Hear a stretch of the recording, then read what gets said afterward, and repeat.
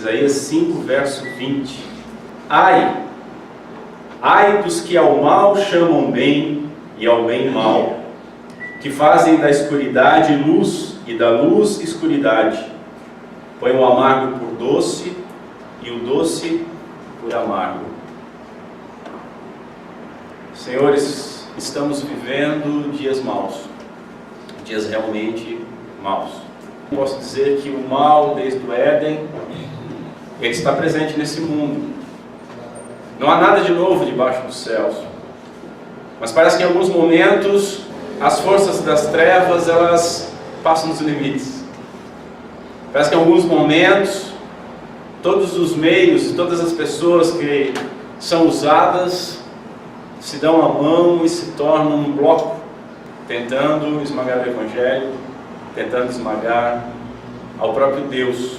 Eu tenho falado constantemente para os irmãos que o inferno ele vai atacar sempre em 3 frentes diferentes. Vai ser sempre a família, através da família, a igreja. Não há nada de novo debaixo do céu. Só que às vezes o negócio fica organizado. Eles têm tentado destruir através da destruição da igreja, e para isso eles têm que destruir a família. Nós temos visto na nossa nação nos últimos tempos vários e vários ataques na parte mais frágil da família. Porque podemos dizer, infelizmente, que em grande quantidade eles já tiveram uma vitória a respeito do casamento. Não há nada mais banalizado do que o casamento. Não há nada mais atacado, vituperado, relativizado do que a instituição divina do casamento. E quando eles tentam destruir a família, para destruir a igreja, para destruir o Estado, eles estão atacando diretamente as instituições as quais Deus formou. Deus criou o Estado, mas não para ser um Estado opressor. Deus criou a família e Deus criou a igreja. Eu tenho dito também para os irmãos, desde que eu tive as primeiras oportunidades de estar aqui, lá em meados de 2014, que o movimento gaysista, que o progressismo, ele não estava preocupado apenas em forçar uma agenda gaysista. Entendam, não é defesa de homossexualismo, e aqui também não é ataque ao homossexualismo, ao homossexual. Há uma diferença muito grande entre uma agenda gaysista e o homossexual, uma agenda feminista e a mulher, entre uma agenda a respeito de dívida histórica, de movimento de raça e o negro em si. Há uma diferença enorme. Desde lá do início, desde as primeiras vezes, eu escandalizei alguns irmãos por isso, que o movimento não ia parar e não ia se satisfazer com 1 ou 2 liberdades para os casais homossexuais, mas ia forçar até começar a discutir como algo normal a pedofilia e o incesto. Passado algum tempo, nós temos visto a maneira como tem se portado o inferno em nossa nação. E por que eu fiz essa leitura e estou fazendo essa meditação no momento litúrgico de contrição? Porque a nossa missão, o nosso silenciar, a nossa conivência com essas coisas tem contribuído para o avanço do progressismo e para o avanço do inferno. Nós temos observado essas coisas de braços cruzados. Temos, como alguém comentou num post que eu fiz no Facebook, a vingança pertence ao Senhor, Ele é o vingador. Tudo bem, o Evangelho também pertence ao Senhor, a salvação também pertence ao Senhor, por isso nós não vamos mais pregar? Não, vamos pregar. A vingança pertence ao Senhor, mas cabe aos embaixadores dele se opor, se juntarem, gritarem, resistirem, convencerem as outras pessoas com o máximo possível de argumento e com o joelho no chão, para que o Espírito Santo de Deus possa salvar e convencer o maior número de pessoas. Eu tenho falado em diversas oportunidades, até de momentos que a igreja tem que se portar na desobediência civil. Gente, nós temos que acordar. Eles não vão parar. Nós temos aqui dentro da nossa comunidade diversas crianças. Temos dentro da nossa comunidade diversas meninas podemos silenciar. Temos a nossa comunidade, todas as crianças na escola, com a agenda que existe, identidade de gênero querendo ser discutida. Nós não podemos entrar no jogo. Veja, aquela barbaridade que aconteceu em São Paulo, nós não podemos entrar num jogo de discutir se é arte ou não, porque aí nós já perdemos. Nós não podemos entrar no jogo de ficar analisando, mas Michelangelo esculpiu Davi nu. Nós não podemos sequer entrar no jogo de fazer, e eu fiz, e até peço perdão para os irmãos, algumas associações do tipo, se um homem no ônibus colocar o seu órgão sexual para fora, isso caracteriza hoje estupro. E não é estupro, é atentado violento ao pudor, por isso que aquele cara foi solto. Não adianta você mudar a lei para ela querer dizer algo que não é, porque nenhum juiz vai fazer com que ela seja executada. Há diferença entre atentado violento ao pudor e estupro. E quem não entende isso, certo, não passou no teste do pezinho. Agora, voltando ao ponto, não adianta nós tentarmos discutir isso e dizer, se o cara faz isso, então é estupro ou atentado violento ao pudor. Mas se está numa galeria de arte, levando a filha para palpar um marmanjo nu, e que me perdoem os caninos, porque uma cadela cuida dos seus filhotes, uma vaca cuida dos seus bezerros, mas uma progressista leva a sua cria para o abatedouro, em nome da ideologia. E simplesmente quando nós comparamos esses fatos, dizemos, isso aqui é estupro, isso aqui aí não é, então, olha, a incoerência, nós perdemos. Não há discussão, não há argumentação. Tem que haver sim uma revolta geral. Tem que ser falado que isso é inaceitável. Imagina as consequências disso. Ideias têm consequências. Daqui a pouco aquele tiozão, marmanjão, vizinho, ou o padrasto, ou o pai, ou o irmão, ou o primo, ou o vizinho, ou o tio, ou alguém, pega uma das nossas crianças, que foi exposta a isso, porque essas exposições eram para levar crianças. Notem, eles diziam o seguinte, olha, havia uma identificação que haveria nu, sim, mas a partir de 10 anos a criança nem pagava para entrar. Mas estava junto com a mãe, e daí existem cadelas que permitem que o seu marido ou o amante estuprem e abusem as suas filhas. Então, se a mãe está junto, está valendo, é isso. Nós não podemos aceitar isso. Agora imagine, aquele marmanjão pegando uma das nossas crianças,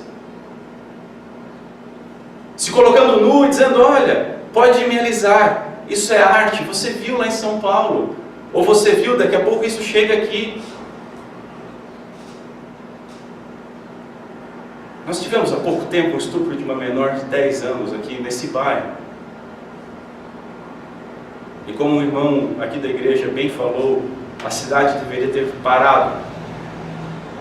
No outro dia o comércio era para estar fechado, era para estarmos todos na rua. Nós temos que entender o seguinte, as coisas podem parecer distantes, mas estão mais próximas do que nós imaginamos. E entendam, eu vou falar algo que talvez choque você. Foi absurdo demais um marmanjo de quase 40 anos forçar e estuprar uma criança de 10. Mas é muito mais violento nós, como pais, mães, permitir que as nossas crianças sejam expostas a que estão sendo expostas e nós estarmos coniventes, tentando negociar um equilíbrio. Veja, nós não somos reacionários, nós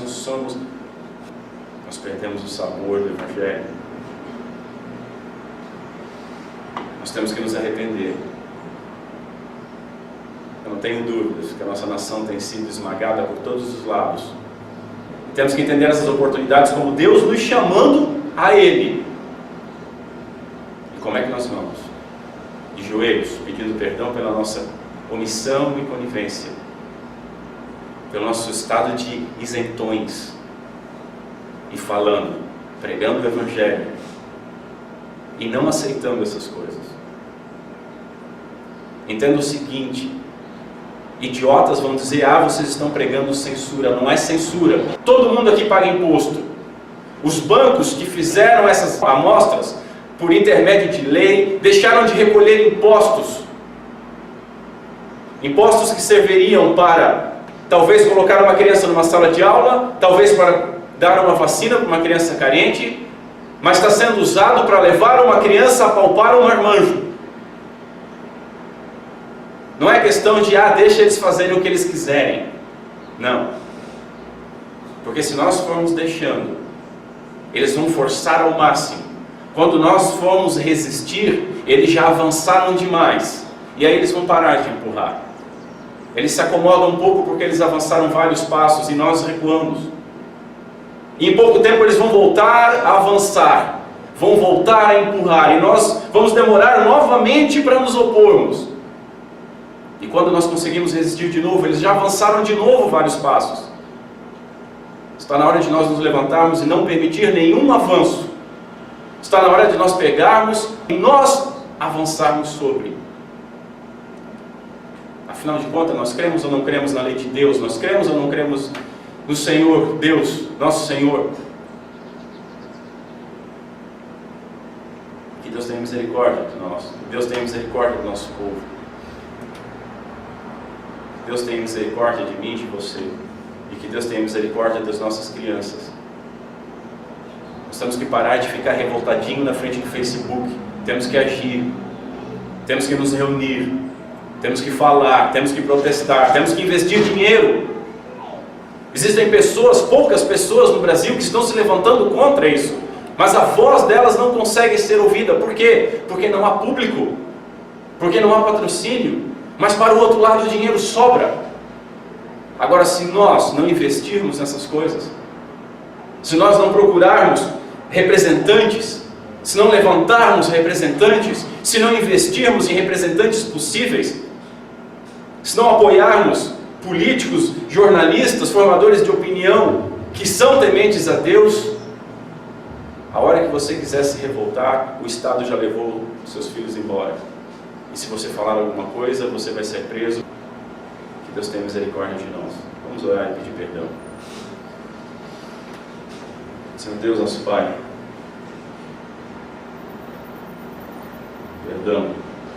perdão pela nossa omissão, perdão por não entendermos a Tua palavra como um todo, perdão porque caímos muitas vezes numa interpretação errada de oferecer outra face. Senhor, que nós possamos entender que quando a nossa liberdade é retirada, quando o Evangelho é atacado, quando a nossa família é atacada, quando as nossas crianças são atacadas, nós não oferecemos a outra face, nós oferecemos a espada.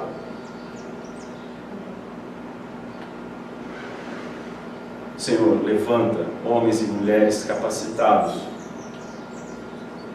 aptos, com capacidade de entender as coisas que estão acontecendo e de informar outras pessoas. Nos ajuda a nos organizarmos. Tem misericórdia de nós, Senhor. Tu és soberano sobre todas as coisas, nada está acontecendo fora da Tua vontade. Por isso pedimos misericórdia, porque se isso está acontecendo sobre as nossas cabeças, é porque nós caminhamos muito e muito tempo permitindo que essas coisas acontecessem. Nos perdoa, Senhor. Que nós possamos resgatar o Teu Evangelho, resgatar a Tua lei, resgatar o temor a Ti. Que a nossa liberdade não venha a ser atacada por causa de uma minoria doente. Senhor, aqueles que vêm atacar as Tuas instituições, que Tu criaste em Tua sabedoria, um Estado livre, a igreja e a família, aqueles que têm tentado tocar nas nossas crianças, que sejam esmagados pelo Teu juízo, para a honra e glória do Teu santo nome, em nome de Cristo Jesus, e nos perdoa, Senhor.